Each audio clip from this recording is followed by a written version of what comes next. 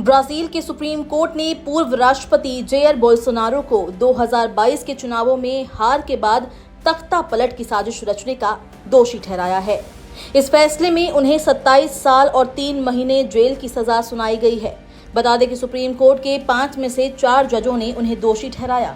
70 साल के बोल्सोनारो ने 2022 के चुनावों में हार के बाद नए राष्ट्रपति लुइस इनासियो लूला दा सिल्वा की सरकार गिराने की योजना बनाई थी।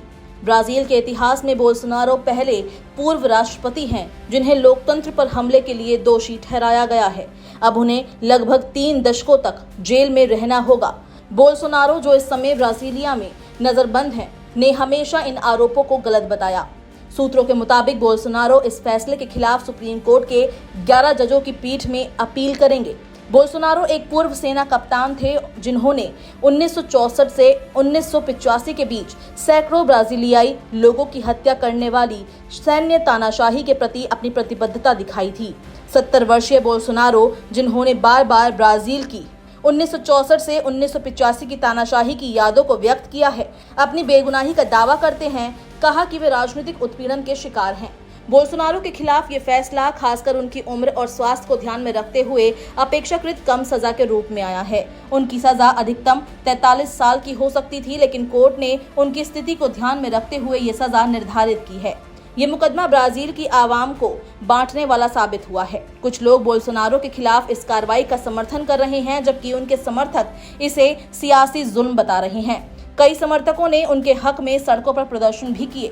इस बीच अमेरिकी राष्ट्रपति डोनाल्ड ट्रंप ने भी इस फैसले पर अपनी नाराजगी व्यक्त की है। उन्होंने इसे राजनीतिक बदले की कार्रवाई और ब्राजील के लिए नुकसानदायक बताया है। ट्रंप ने कहा कि वे ब्राजील से आने वाले सामान पर 50% टैरिफ लगाने पर विचार कर सकते हैं। इससे दोनों देशों के बीच राजनयिक रिश्तों में तनाव बढ़ सकता है।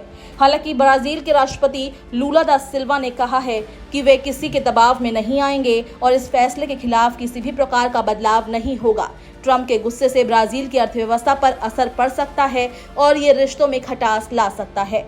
बोल्सोनारो पर लगाए गए आरोपों में शामिल है संगठित अपराध, सशस्त्र आपराधिक संगठन का हिस्सा होना, लोकतांत्रिक शासन को हिंसक तरीके से उखाड़ फेंकने का प्रयास, देश की संपत्ति को नुकसान पहुंचाना और गंभीर खतरा पैदा करना।